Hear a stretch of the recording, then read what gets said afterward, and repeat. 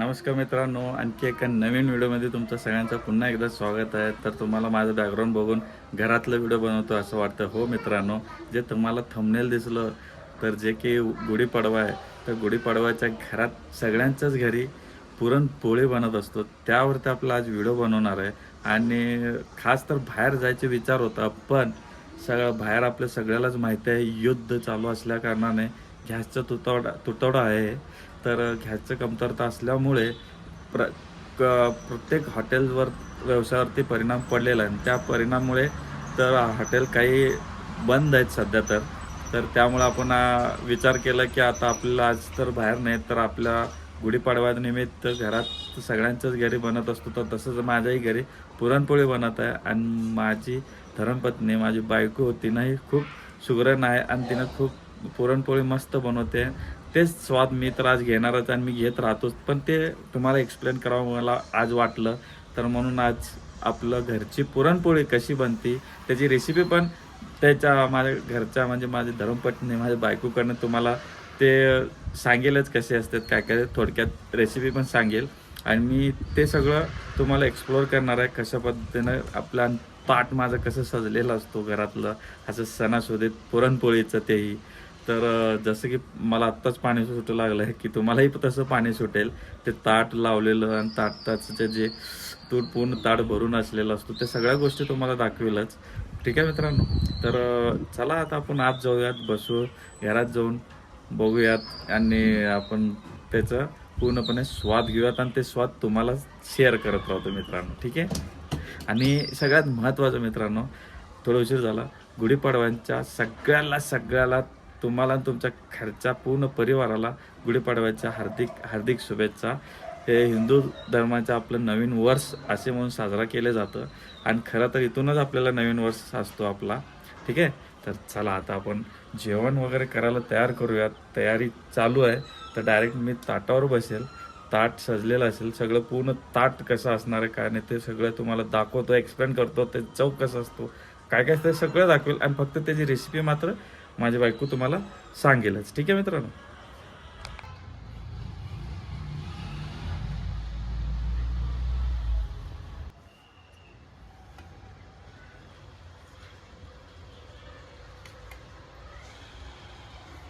तर मित्रांनो, आपले पुरणाची पोळीचे ताट इथं आलेले आहे. गुढीपाडवा स्पेशल घरातले पुरणाची पोळी. कारण तुम्हाला म्हणलं तसं आपण बाहेर नाही, आज घरातली पुरणाची पोळी खातोय.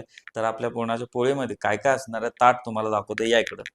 तर हे 2 पुरणपोळी आहे. अ, येवण्याची आमटी आहे आणि हे दूध आहे. दुधात तूप पण आहे आणि हे थोडीशी भात आणि आपल्याला पापड आणि भजी ह्या सगळ्या असतात आमच्या ह्याच्यामध्ये. तर चला ह्याच्यात टेस्ट करून तुम्हाला दाखवतो कसं असतंय. तर सुरुवात पुरणपोळीकडूनच घेऊयात.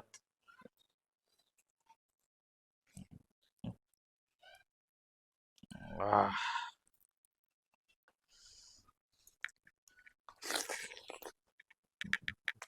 हम्म.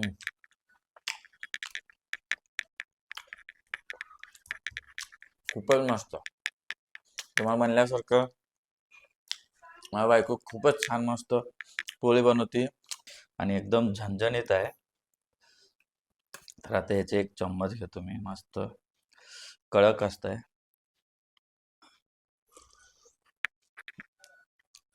आह! खतरा. आह! असं इकडं गोड आणि इकडं झणझणीत असं बसलं ना, कॉम्बिनेशन नाही का ते एकदम भारी वाटतंय माहिती आहे. आणि हे भजी, हे भजी कांदा भजी म्हणते त्याला आम्ही. कांदा भजी पण मस्त असतो. तर अजून एक ते भोपळ्याचं पण काहीतरी करतात ना? तर अजून काय काय मिक्स असतं? तर आता नाही तेवढं.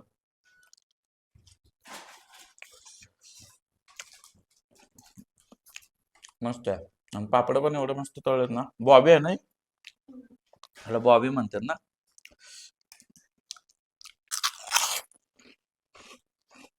हम्म. त्यासोबत परत झणझणीत एवढ्याची आमटी.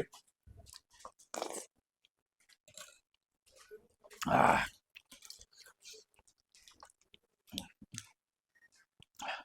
तुमच्यात गुढीपाडव्याला कशा पद्धतीनं पुरणपोळी बनलं जातं हे कमेंट करून मला नक्की सांगा.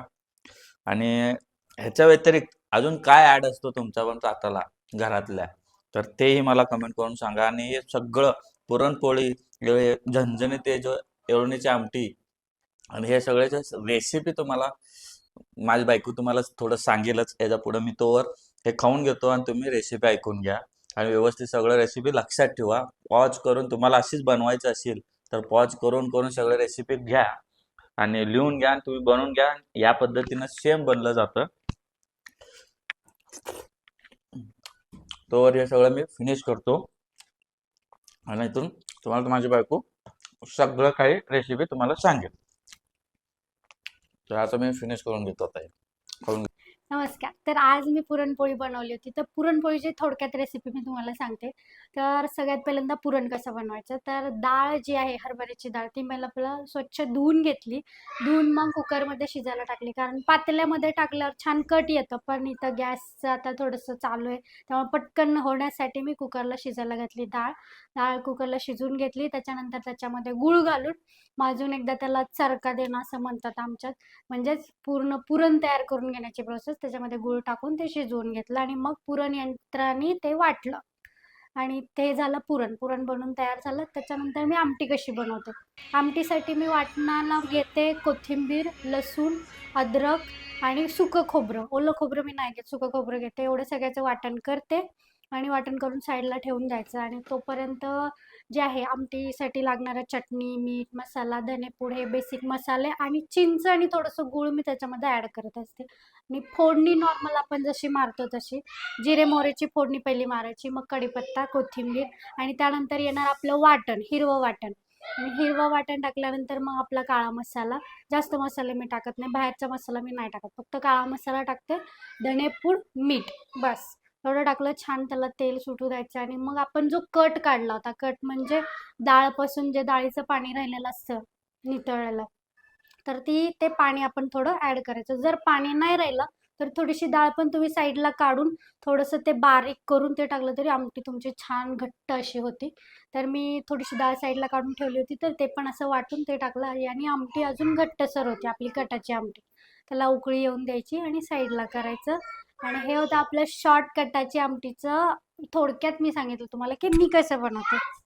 तर अशा पद्धतीने मी थोडक्यात म्हणजे कमीत कमी वेळामध्ये तुम्हाला मी रेसिपी माझी शेअर करते, मी कशी बनवते. बरोबर, तुम्हा सगळ्यांना गुढीपाडव्याच्या खूप खूप शुभेच्छा. तर मित्रांनो, अशा पद्धतीनं तुम्ही रेसिपी बघितलं असेल तर तुम्हाला आवडलं असेल तर ठेवून घ्या. आणि मी तर पूर्ण पोट भरून जेवून पूर्ण ताट समाप्त म्हणजे एकदम फिनिश केलं, स्वच्छ धुवून ठेवलेलं. तर आज काही बाहेर न जायचं होतं म्हणून आज छोटंसं घरातलंच आणि हे गुढीपाडव्याच्या निमित्त थोडंसं आपलं आतलं पुरणपोळीचं व्लॉग बनवलेलं आहे.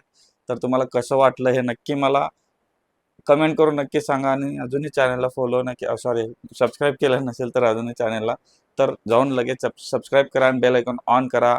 लगेच जसं जे आता युद्ध थांबेल आणि गॅसचा पुरवठा सुरळीत चालू झाला आणि मग परत सगळे हॉटेल्स चालू झालेत तर हमखास 101% आठवड्याला एक व्हिडिओ मी टाकायला सुरुवात करणार आहे. आणि प्रत्येक हॉटेलकडे पुण्यातले म्हणा, सोलापूर म्हणा, जे योग्य वाटेल जिथं मी जाईल, जिथं जायचं शक्य होईल तिथं जाऊन मी करेनच. आणि तुमच्याही काही सजेस्ट असेल तर ते सजेस्ट करा. कुठल्या हॉटेलला जायचं आहे त्या हॉटेलला मी जाऊन तिथलं पूर्णपणे एक्सप्लोर करेल. ठीक आहे मित्रांनो, तोपर्यंत आता इथंच थांबूयात. जय हिंद, जय महाराष्ट्र. चला.